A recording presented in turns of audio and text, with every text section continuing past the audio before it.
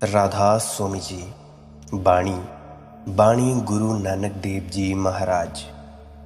आज के सत्संग का विषय है ज्ञानी व्यक्ति के क्या लक्षण होते हैं।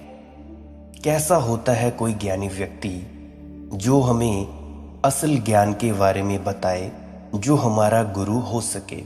तो चलिए इसी संदर्भ में आज का सत्संग प्रारंभ करते हैं। गुरु नानक देव जी की वाणी है, केते सिद्ध बुद्ध नाथ केते, केते देवी वेश, केते इंद चंद सूर केते, केते मंडल देश, केते देव दानव मुनि, केते केते रत्न समुंद। गुरु प्यारी साध संगत जी, जैसे ही कोई व्यक्ति जागता है अस्तित्व के प्रति, ज्ञान को प्राप्त होता है, वह व्यक्ति परम विस्मय से भर जाता है। महान आश्चर्य घेर लेता है उसे। तुम्हें तो कोई विस्मय पकड़ता नहीं, तुम तो ऐसे चलते हो जैसे तुम जानते हो। गौर करना, पंडित को विस्मय होता ही नहीं, वह सभी चीजों के उत्तर जानता है। विस्मय कैसा? विस्मय तो बालक को होता है, चलता है तो हर चीज के संबंध में सवाल पूछता है। तुम ये मत समझना कि वह जवाब पाने के लिए सवाल पूछता है। सवाल तो केवल उसके विस्मय को प्रकट करने का ढंग है। ऐसे ही ज्ञानी भी उसके विस्मय से भर जाता है, परम विस्मय से भर जाता है। तुम्हारे जवाब रुकते नहीं, दूसरा सवाल खड़ा कर देते हैं। तुम्हारे जवाब की फिक्र भी नहीं करता है कोई लड़का जो एक नया नया देखता है संसार को, क्योंकि जवाब की उत्सुकता ही नहीं है। फॉर एग्जाम्पल, तितली निकल जाती है और वह पूछता है कि ये तितली पर इतने रंग क्यों। वह ये नहीं कह रहा कि तुम मुझे जवाब दो।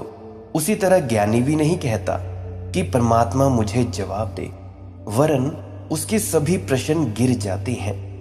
तितली पर इतने रंग क्यों? बच्चा सिर्फ इतना कह रहा है कि मैं अवाक हूं, मैं आश्चर्य से भरा हुआ हूं, मैं विस्मय से भर गया हूं। ये वृक्ष हरे क्यों हैं? फूल रंगीन क्यों हैं? आकाश में बादल क्यों हैं? घर ईंटों से क्यों बनते हैं? सूरज सुबह रोज क्यों निकल आता है समय पर और छिप क्यों जाता है? पृथ्वी घूम क्यों रही है? ये बच्चा पूछ रहा है। ये सिर्फ विस्मय खड़े कर रहा है, इसके प्रश्न उत्तर की मांग नहीं रखते। ये तो पूछ रहा है इसीलिए क्योंकि हर चीज इसे आश्चर्य से भर देती है।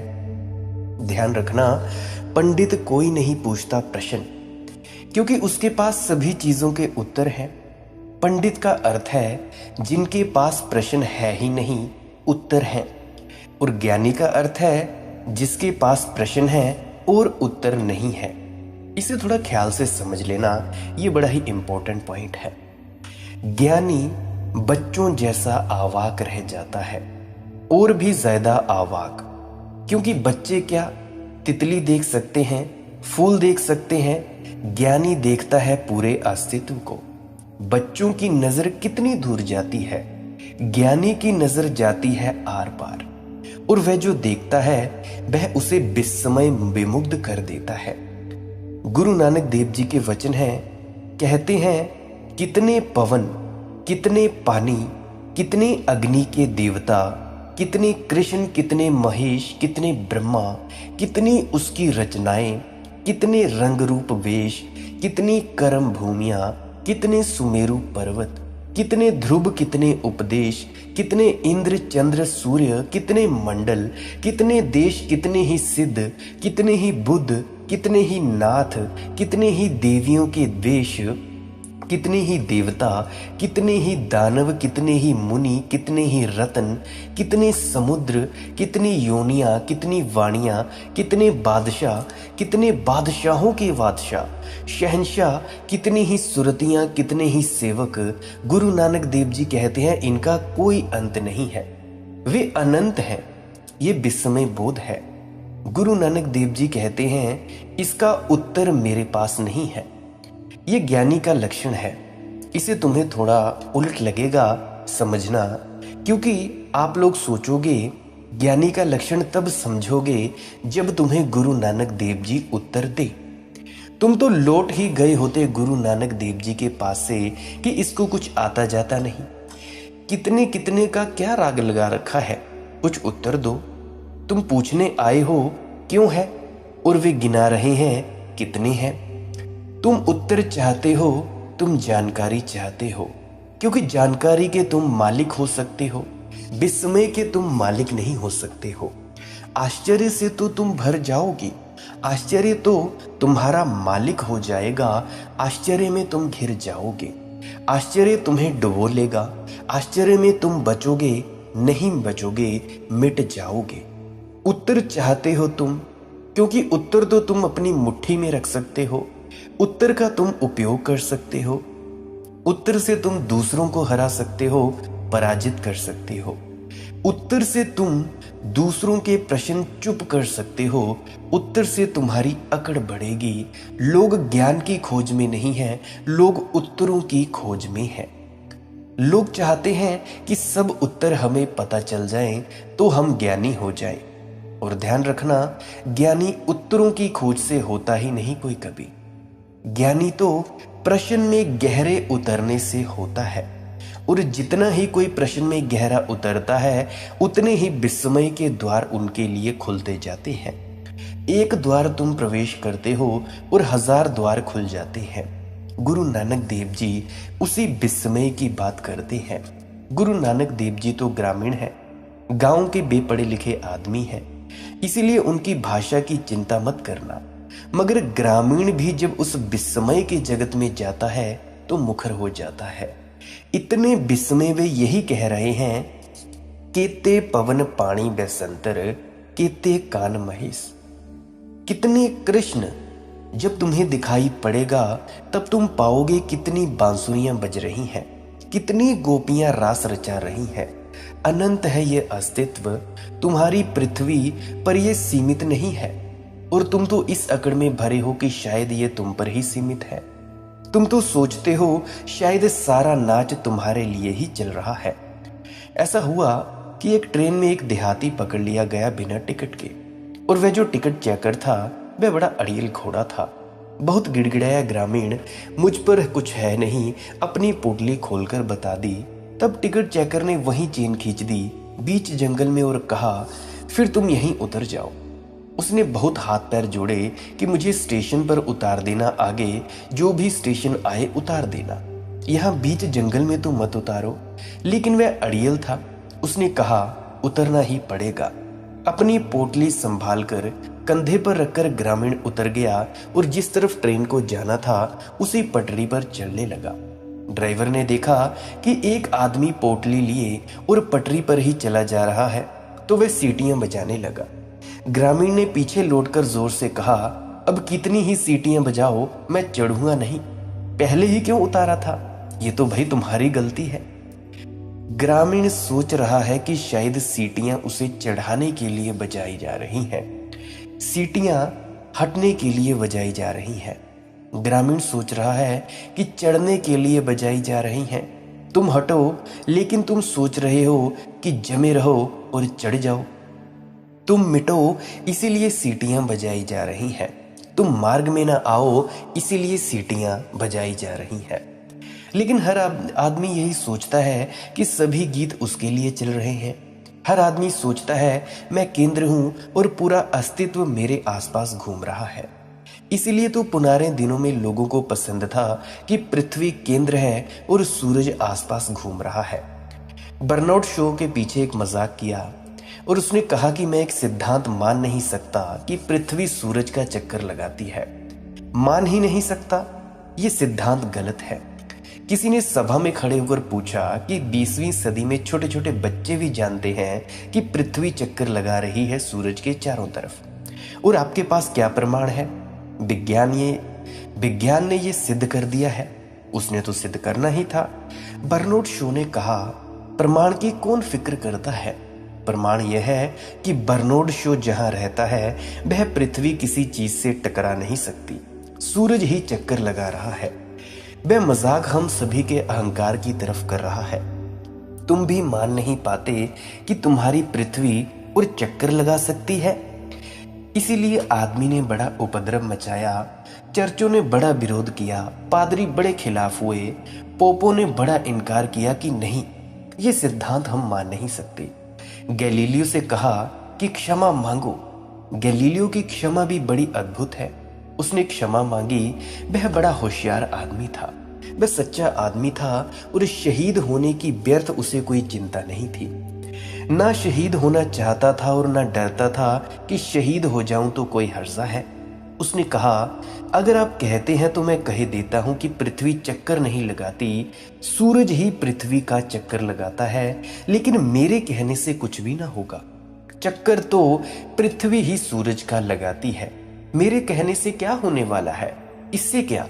तुम कहो तो मैं कह देता हूं, लिख कर दस्तखत कर देता हूं, लेकिन मेरी कोई चलती है? और यह कोई सिद्धांत मैंने गढ़ा थोड़ी ही है कि मैं इनकार कर दूं कि सिद्धांत टूट जाएगा।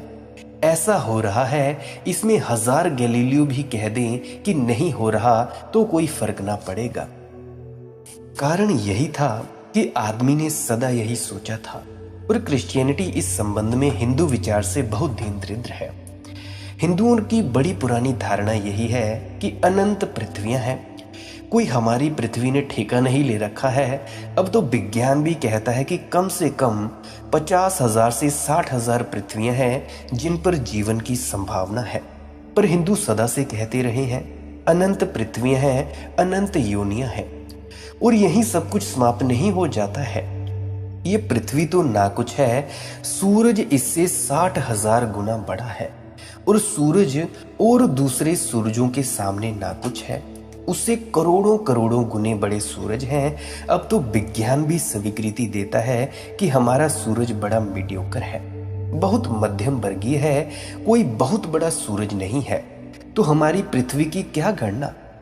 रसेल ने एक छोटी सी कहानी लिखी है कि एक पादरी ने रात सपना देखा कि वह मर गया है, तो उसने जाकर स्वर्ग के द्वार पर दस्तक दी, लेकिन वह बड़ा चकित हुआ। उसने सोचा था कि वह इतना धर्मात्मा, इतनी सेवा की, उसने अस्पतालों में, स्कूलों में 1000 तरह के मरीजों के पैर दबाए, मरीजों की सेवा की, तो परमात्मा दरवाजे पर खड़ा होगा स्वागत के लिए, परंतु वहां कोई भी नहीं था। दरवाजा बंद था, और दरवाजा इतना बड़ा था कि उसने बहुत देखने की कोशिश की तो उसका कोई छोर दिखाई ना पड़े। बड़ा चिल्लाया, लेकिन दरवाजा इतना बड़ा था कि उसको साफ हो गया कि मेरी आवाज भीतर पहुंच नहीं सकती, इतना बड़ा दरवाजा है। खुद को ही उसकी आवाज लौटती हुई मालूम ना पड़े, प्रतिध्वनि वापस ही ना लौटे। सिर मार मार कर थक गया, जैसे कोई चींटी तुम्हारे दरवाजे पर सिर मार मार कर थक जाए, कहीं आवाज पहुंचती है तुम्हारे तक? सब अहंकार धूल में मिल गया। सोचा था स्वर्ग के द्वार पर परमात्मा स्वागत के लिए मिलेगा, इतना मैंने दान पुण्य किया, सेवा की, धर्म किया, पूजा प्रार्थना की, 1000 लोगों को मैंने ईसाई बनाया, और इधर कोई पूछता ही नहीं है। ये क्या गजब हो रहा है? बामुश्किल अनंत वर्ष बीत जाने के बाद, तब तक तो वह भूल ही चुका था, सिकुड़ा मुकड़ा वहीं बैठा रहा।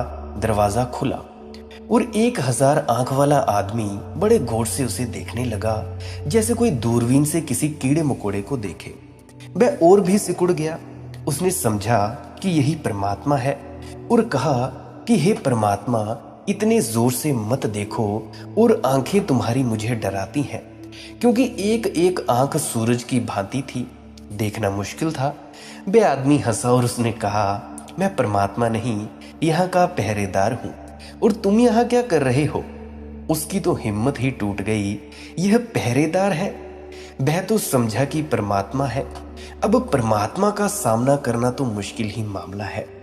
1000 सूरज आंखों वाला आदमी, 1000 आंखों वाला आदमी, यह पहरेदार है? उसने कहा कि मैं पृथ्वी से आया हूं, और पृथ्वी पर मेरे चर्च की बड़ी महिमा है। मैं जीसस का मानने वाला हूं, भक्त हूं। हिम्मत टूटी जा रही थी उसकी, क्योंकि उसके चेहरे पर कोई भाव ही नहीं रहा था। वह कह रहा था, जीसस, पृथ्वी। उसने कहा, तुम किस पृथ्वी की बात कर रहे हो? इंडेक्स नंबर, पृथ्वियां अनंत हैं। किस पृथ्वी से आ रहे हो तुम, और किस जीसस की बात कर रहे हो? हर पृथ्वियों के अपने अपने जीसस हैं। सोचो तुम उस पादरी की गति कैसी हो गई होगी।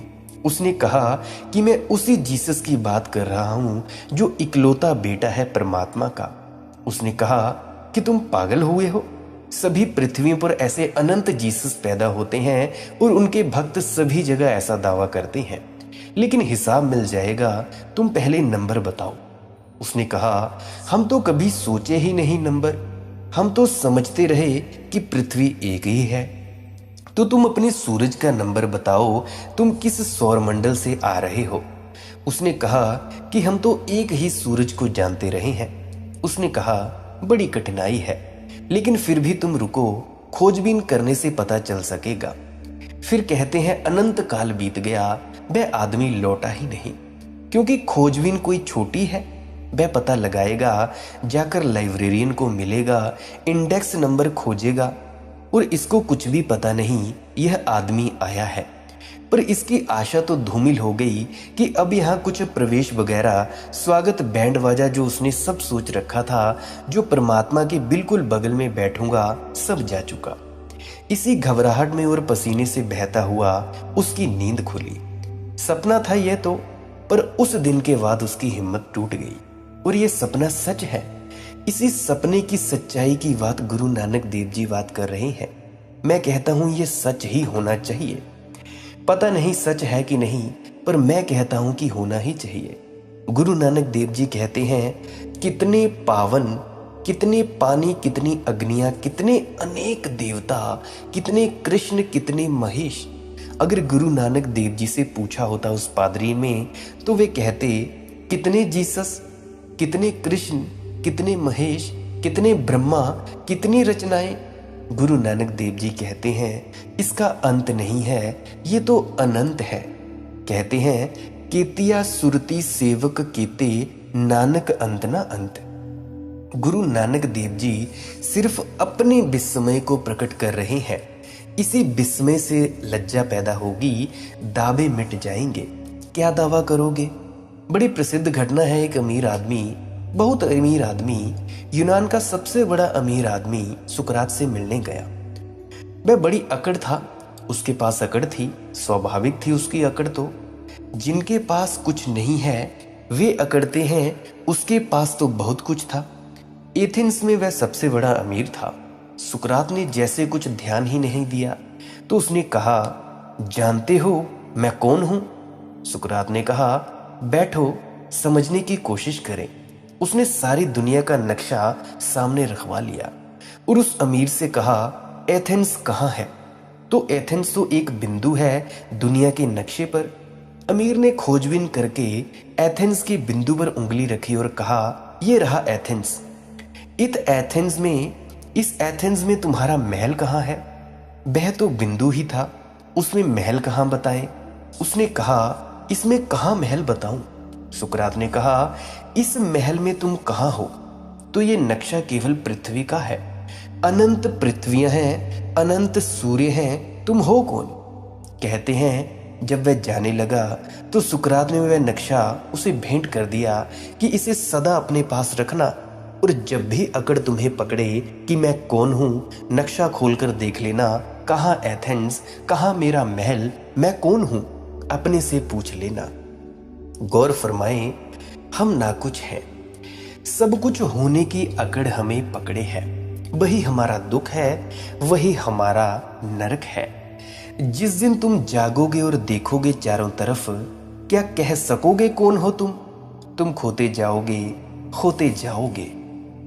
तुम इधर छोटे होते जाओगे, उधर परमात्मा की विराटता प्रकट होगी, उधर उसका विराट रूप प्रकट होगा। इधर तुम शून्य होते जाओगे, वह तभी प्रकट होगा जब तुम बिल्कुल शून्य हो जाओगे। अगर तुम्हें इसके बारे में थोड़ा एक आइडिया लेना है कि कितने अनंत ब्रह्मांड हैं, तो मूवी देख लेना स्टार वॉर्स। उसमें एक अच्छी तरह से एग्जाम्पलिफिकेशन किया है कि कैसे इस ब्रह्मांड में अनंत पृथ्वियां हैं, अनंत ही जीव हैं और अनंत अनंत पृथ्वियां पहाड़ हैं। तब तुम थोड़ा सा आइडिया ले सकोगे। वैसे तो एक फिल्म है, पर तुम एक हल्का सा आइडिया ले सकते हो। विस्मय आत्मघात है, शरीर का नहीं है, पूरा ही आत्मघात है। पूरी अस्मिता की मृत्यु हो जाती है। इसीलिए तुम उत्तर चाहते हो और ज्ञानी तुम्हें प्रश्न देते हैं, और ज्ञानी तुम्हें ऐसे प्रश्न देते हैं जिनके उत्तर हो ही नहीं सकते, ताकि तुम कभी अकड़ ना उठा सको। थोड़ा जाग कर आंखों की धूल झाड़कर देखो चारों तरफ, क्या उत्तर आदमी के पास है? विज्ञान ने इतने उत्तर खोजे हैं, लेकिन कौन सा उत्तर उत्तर है? कोई उत्तर नहीं है। सब उत्तर प्रश्न को एक कदम और पीछे हटा देते हैं और कुछ भी नहीं होता। एक बच्चे ने पूछा D.H. लॉरेंस से बगीचे में घूमते वक्त, why these trees are green? ये वृक्ष हरे क्यों है? D.S. लॉरेंस को उत्तर नहीं पता था, ऐसा नहीं है। उत्तर साधारण है। विज्ञान से पूछो तो वह कहता है क्लोरोफिल के कारण हरे है, लेकिन ये कोई उत्तर है? सवाल तो वहीं का वहीं खड़ा है। पूछा जा सकता है कि क्लोरोफिल क्यों है वृक्ष में? क्या जरूरत है क्लोरोफिल को वहां होने की? तुम जो भी उत्तर दोगे, प्रश्न उसके पीछे हट जाता है, कुछ फर्क नहीं पड़ता है। D.H. लॉरेंस निश्चित ही बहुत बुद्धिमान आदमी था। गुरु नानक देव जी से उसकी बैठ जाती। उसने कहा कि अगर तुम सही उत्तर चाहते हो तो trees are green because they are green. वृक्ष हरे हैं क्योंकि हरे हैं। ज्यादा बकवास में मैं नहीं पड़ता। यह एक कवि का उत्तर है, यह एक ऋषि का उत्तर है, जो तुम्हारे विस्मय को नष्ट नहीं करता, सिर्फ विस्मय को बढ़ाता है। यह कोई उत्तर है? यह उत्तर है ही नहीं। लॉरेंस ये कह रहा है कि मैं खुद ही विस्मय विमुग्ध हूं कि ये हरे क्यों है। इतना ही कह सकते हैं कि ये हरे हैं क्योंकि हरे हैं, और ज्यादा क्या कहें। और कोई उपाय भी तो नहीं है जानने का कि हरे क्यों है। जिस दिन तुम उत्तर की खोज छोड़ दोगे, क्योंकि सभी उत्तर की खोज सिर्फ प्रश्न को पीछे हटाती है, उत्तर नहीं देती। इसीलिए तो दर्शन शास्त्र कहीं भी नहीं पहुंचता। पूछा जाता है, उत्तर खोजता जाता है, हर उत्तर नए प्रश्न खड़े कर देता है। रसल ने लिखा है कि जब मैं बच्चा था तो मैं विश्वविद्यालय में पढ़ने गया तो मैंने दर्शन शास्त्र फिलॉसफी चुनी, सिर्फ इसीलिए ताकि मुझे जीवन के सभी प्रश्नों के उत्तर मिल जाए। और मरते वक्त इतना ही कह सकता हूं कि उत्तर तो मुझे एक ना मिला, प्रश्न मेरे 1000 गुने हो गए। तो एक तो दर्शन शास्त्री है, वह उत्तर की खोज में जाता है, हर उत्तर नए प्रश्न खड़े कर देता है। उनमें जो बहुत कमजोर होते हैं वे यात्रा रोक देते हैं, उत्तरों को पकड़कर बैठ जाते हैं। जो सच में हिम्मतवर होते हैं वे आखिरी तक पीछे जाते हैं। और अगर कोई भी व्यक्ति दर्शन शास्त्र में अंत तक पीछे जाए तो एक ना एक दिन उसे ये भूल दिखाई पड़ जाएगी कि यह यात्रा व्यर्थ है। और तभी धर्म का जन्म होता है, और तभी रहस्य पकड़ता है। यह गुरु नानक देव जी रहस्य अभिभूत होकर कह रहे हैं कि इसका कोई अंत नहीं है। कह रहे हैं, ज्ञान खंड मही ज्ञान प्रचंड, तिथै नानक विनोद कऊ आनंद, सरम खंड की बाणी रूप, तिथै काढ़ती कड़िए बहु अनूप, तकिया गला कथिया ना जाहे, जेको कहे पिछे पछताए, तिथै कड़िए सुरत मत मनि बुद्ध, तिथै कड़िए सुरा सिद्धि की सुध। ज्ञान के जगत में जागरण की प्रचंडता है। ज्ञान खंड मही ज्ञान प्रचंड, वह जो ज्ञान का आयाम है वहां होश जागरण की प्रचंडता है। उसका बाहुल्य है, उत्तर का नहीं, शास्त्र का नहीं, सिद्धांत का नहीं, होश का। ज्ञान का अर्थ ही होश है। ज्ञान का अर्थ शास्त्रीय ज्ञान नहीं, सत्संगी ज्ञान नहीं, जो अभी आप सुन रहे हैं, किसी भी संत के पास सुनते हैं, सूचनाएं नहीं, शब्द नहीं। ज्ञान का अर्थ है होश। ज्ञानी व्यक्ति का लक्षण है सबसे बड़ा, वह होश से भर जाता है, वह होशपूर्ण हो जाता है। ज्ञान के खंड में ज्ञान प्रचंडता है, वहां नाद है, विनोद है, कौतुक है, आनंद है। शास्त्र की तो बात ही नहीं उठाते, सिद्धांत की तो बात ही नहीं है। वहां उत्तर नहीं है। क्या है वहां? अनाहत नाद। नाद एक अनुभव है, जैसे जैसे तुम जागते हो, जैसे सुबह तुम सोए थे गहरे निद्रा में, पक्षी गीत गाते रहे और तुम्हें सुनाई ना पड़े, और फिर तुम जागने लगे, नींद टूटने लगी और होश आने लगा और तुमने करवट बदली, आंखें अभी भी बंद हैं लेकिन पक्षियों के गीत सुनाई पड़ने लगे। मैं आज भी देखता हूँ हमारे घर के पास करीब करीब 5:23 से पक्षी गुनगुनाना शुरू हो जाते हैं। सुबह की हवाएं छूने लगती हैं। चारों तरफ जो नाद है वह स्मरण आने लगता है। जैसे जैसे तुम जागोगे वैसे वैसे ही अस्तित्व का एक नाद है जो तुम्हें दिखाई पड़ेगा। ठीक ऐसे ही एक और सुबह है और एक और जागरण है। अभी तो तुम्हारा सारा जीवन सोया हुआ है, अभी तो तुम नींद में चल रहे हो, अभी तो तुम जो भी कर रहे हो वह बेहोशी है। लड़ रहे हो बेहोशी में, प्रेम कर रहे हो बेहोशी में, मिलन जुदाई सब बेहोशी में हो रहा है। मुझे कहानी याद आ रही है। ऐसा हुआ, एक गांव में अखबार के संपादक ने शराबियों के खिलाफ एक लेख लिख दिया। शराबी बहुत नाराज हो गए। एक लठैत शराबी लठ लेकर चला संपादक की तलाश करने। वह जाकर अंदर संपादक के कमरे में घुस गया। दुबला पतला संपादक और ये मुस्टंड लठैत शराबी डोल रहा है। उसने कहा, कहाँ है संपादक का बच्चा? उस संपादक ने कहा, आप बैठिए, अभी आते हैं। वह बाहर आया, देखा कि दूसरा लठैत चला रहा है। उसने पूछा, कहाँ है वह संपादक जी? उसने कहा, अंदर बैठे हैं, आप अंदर चले जाइए। फिर जो हुआ आप जानते हैं। वही हो रहा है। कोई होश में नहीं है इस दुनिया में। क्या तुम कर रहे हो इसका तुम्हें ठीक ठीक पता नहीं है। क्यों कर रहे हो, करने वाले का ही तुम्हें कोई बोध नहीं है, पर तुम किए जा रहे हो। एक निद्रा में चलते हुए लोगों की भीड़ है। इस भीड़ में दुख ना हो तो और क्या होगा? इस भीड़ के अंतर संबंधों में नर्क ना आ जाए तो और क्या होगा? गुरु नानक देव जी कहते हैं, ज्ञान के खंड में होश की प्रचंडता है। तुम अभी अज्ञान के खंड में हो। वहां बेहोशी की प्रचंडता है, वहां नींद असली तत्व है। वहां नाद है। जो पहली घटना घटती है ज्ञानी को, वह नाद है जिसको ओमकार कहा जाता है। अनंत प्रकार के नाद है। नाद को मैं पूरी तरह से व्याख्या नहीं कर सकता, ये मेरी मजबूरी है, या ऐसा समझ लो कि मैं निपट अज्ञानी हूं। गुरु नानक देव जी कहते हैं, एक ओमकार सतनाम, वह नाद का नाम है। यह ओमकार तो सिर्फ प्रतीक है उसको बताने के लिए, क्योंकि अस्तित्व एक गहन संगीत से निर्मित है। साउंड से, वाइब्रेशन से। अस्तित्व संगीत है और बड़ा गहन संगीत है, अनाहत संगीत है। कोई उसे पैदा नहीं कर रहा है, किसी चीज से पैदा नहीं हो रहा है, उसका कोई कारण नहीं है। अस्तित्व के होने का ढंग संगीत है, वाइब्रेशंस हैं, वेव्स हैं। इसीलिए तो संगीत में तुम लीन हो जाते हो। और अगर संगीत में तुम लीन होते हो तो इसका केवल इतना ही अर्थ होता है कि उस संगीत में कहीं नाद की थोड़ी सी ध्वनि, कहीं नाद की थोड़ी सी परछाई है। महान संगीतज्ञ का एक ही अर्थ है कि वह उस नाद को बाध्य में पकड़ ले, उस ओमकार को थोड़ा सा तुम्हारे लिए, तुम्हारी नींद की दुनिया में उतार लाए। संगीत का अर्थ तुम्हारी वासनाओं को उत्तेजन करना नहीं है। दुनिया में दो तरह के संगीत हैं। एक पूर्वीय संगीत है जिसकी गहरी से गहरी खोज हिंदुओं ने की है। उन्होंने नाद पर उसको आधारित किया।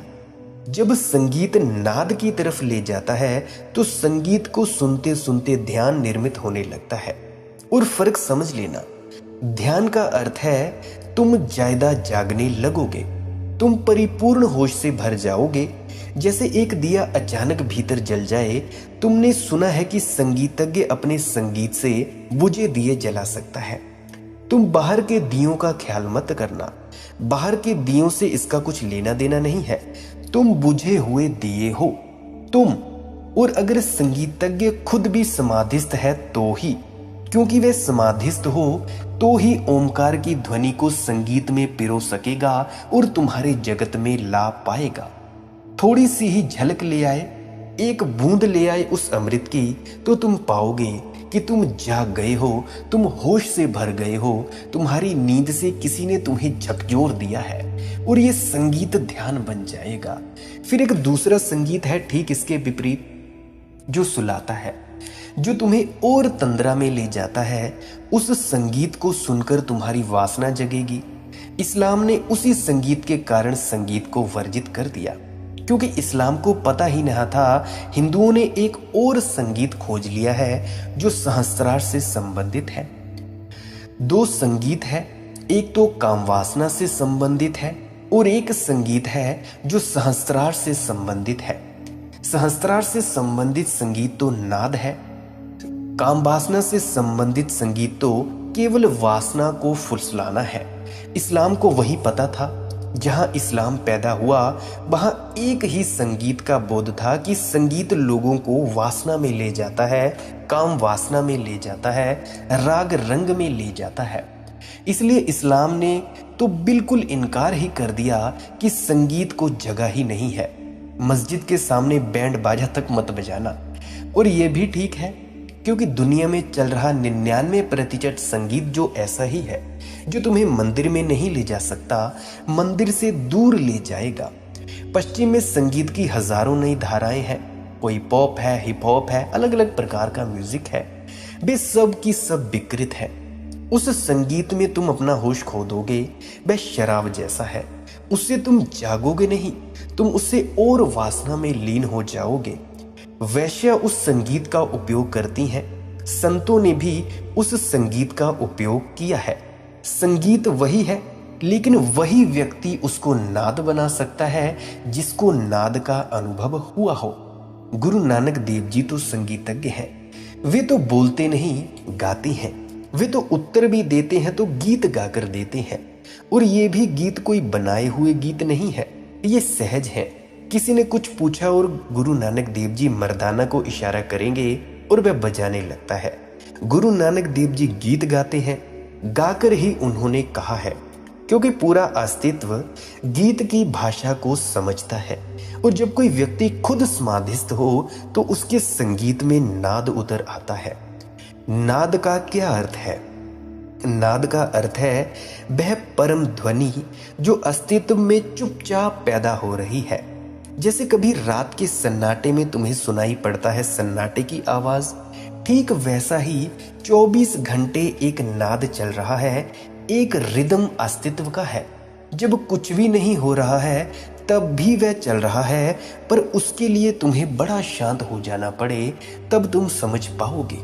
तुम्हारी भीतर की सब आवाज बंद हो जाए तब तुम समझ पाओगे। अभी तो तुम हजार तरह के बाजार से भरे हो, अभी तुम्हारे भीतर बड़ा शोरगुल है। इसी शोरगुल में तुम्हें जो पसंद पड़ता है, जो पसंद पड़ता है संगीत, वह भी शोरगुल को बढ़ाने वाला ही है, तो ही पसंद पड़ता है।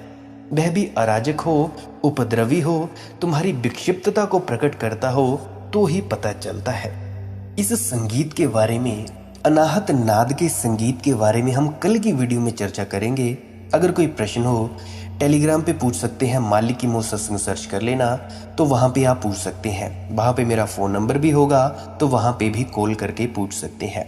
इंस्टाग्राम और फेसबुक पर फॉलो करते हैं नई अपडेट्स के लिए। अगर चाहते हैं तो वहाँ पे भी आप मुझे मालिक की मौत सर्च करके वहाँ पे फॉलो कर सकते हो। अगर आपको इस जानकारी से थोड़ी सी भी मदद मिली हो, कुछ आपको जानने को मिला है, तो इस जानकारी को औरों तक भी साझा करें। व्हाट्सएप पे स्टेटस पे शेयर करें, लिंक इसको अपने ग्रुप्स में शेयर करें, फेसबुक पे शेयर करें, इंस्टाग्राम पे शेयर करें।